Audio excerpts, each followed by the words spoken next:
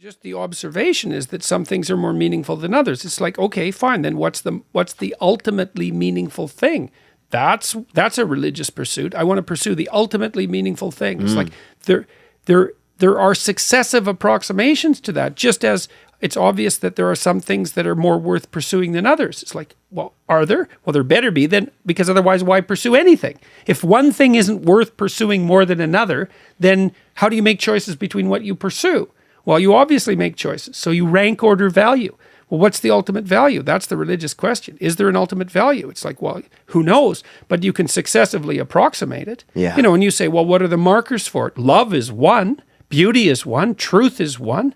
Oh, nobility of character, that's another. Those things are real. And they're more real than their antagonists. Yes. You know, so I think good is more powerful than evil. And I say that lightly, man. I studied evil for like 30 years. Yeah, man, you're like you've been in the dark arts, man. Yeah, well, that and the clinical practice, you know. So I've looked at the darkest things I could find, and some of them I barely recovered from. And you still believe that good I believe more.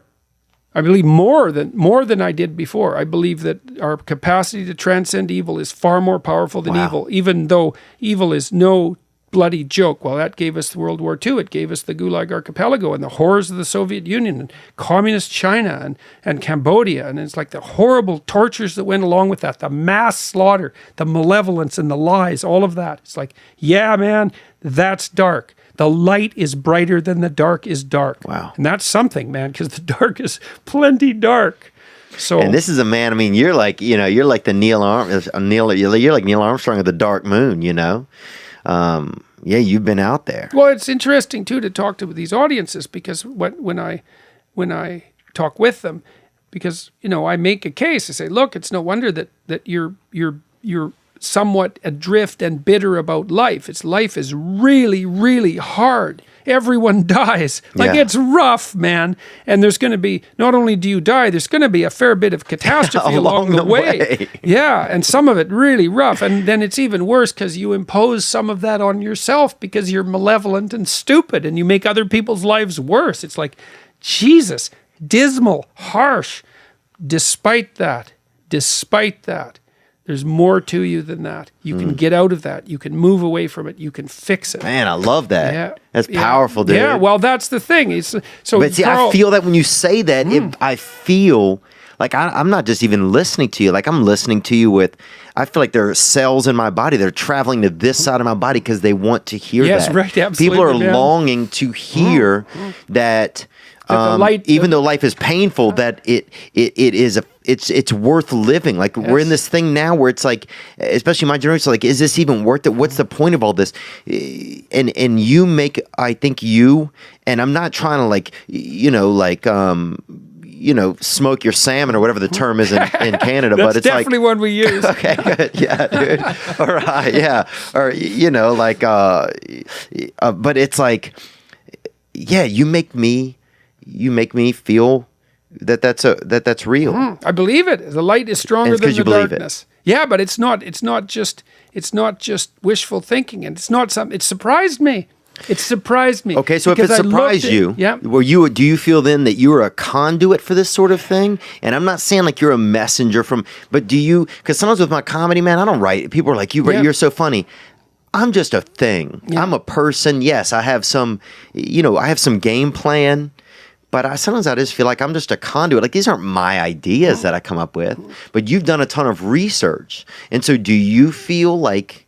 Well, you kind of open the door to ideas. That's what you do if you're creative, but then you have to edit them and wrestle with them. Right. So there's some of that. Okay. There's some inspiration and some perspiration, as they say. Mm-hmm. The darkness issue, it did surprise me because like when I wrote Maps of Meaning, which as I said was my first book, I started writing that in 1985, and I picked the worst problem I could think of to solve, the worst thing, and it had to do with what happened in Auschwitz. There was something that happened in Auschwitz. It was a variety of this problem. So people were packed into cattle cars and shipped to Auschwitz, and that was rough, man. Like they were packed into the cattle cars. So if it was winter, the people around the edges froze to death, right? They froze. And if it was summer, the people in the middle died because they got too hot, Right, it was horrible. Right, it was horrible. And then they were taken to these concentration camps, right? And then the concentration camps, of course, had the gas chambers and the incineration I've seen them. chambers. I've been to visit. And one of But yeah, I've seen them. Right, and so one of the things the guards used to do is they'd take the prisoners off the cars, and it's not like they hadn't already been tortured quite nicely and were already headed for death, and so it's already pretty much as bad as it could get, but oh no, that wasn't bad enough. So one of the tricks the guards used to play was they'd get the prisoners who could still more or less move to carry a sack of wet salt from one side of the compound to the other. It's like when you think, well, that's not so bad. It's like, yeah, it's bad. Those were the size of cities. This was a major journey, and it was a 100-pound sack of wet salt. And especially when your pores are open, you're hurt, cuts open on your body. But then they would have them carry it back. You see, and that's the little twist there. It's like, well, it's one thing if you're a guard and the damn salt needs to be moved, and you're just the slave owner whipping the whip, but at least the salt has to be moved. The wall has to be built. There's something in it. There's something in it. Carry that there and now carry it back. It's like, okay, so that wasn't the question I was trying to solve. The question is, what would I have to be like to do that and enjoy it?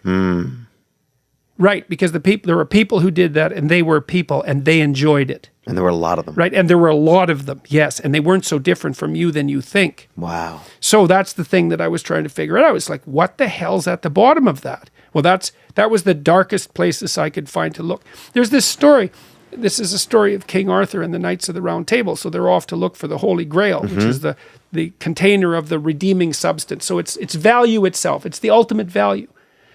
Well, they don't know where to go look for the Holy. It's the cup that held Christ's blood from the cross, or maybe the cup that he drank at the Last Supper. Yeah, it was in Indiana Jones too. Yeah, that's right, of course. And the Holy Grail is a very, very old idea, and it stands for the ultimate value.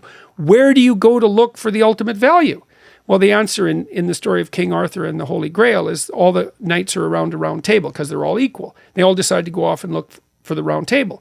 So they all go look at the forest, and each knight looks and sees where the forest looks darkest to him, and that's where he starts.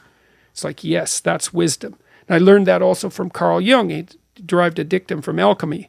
Inster qualis invenitur, which means that which you most need to find will be found where you least want to look. Right. But what's so interesting, and this I didn't expect this, is that if you peer into the darkest dark, you find the brightest light. And I never expected that, but that's what happened. I thought, oh, this is horrible even beyond what I could comprehend. But the light that can overcome that exists. The light that can overcome that exists. It's actually real. And I think the instinct that we have that manifests itself within us as meaning, which is what you feel, for example, when you listen to music that you really love. You feel that sense of intrinsic meaning. That meaning is a guide to the light.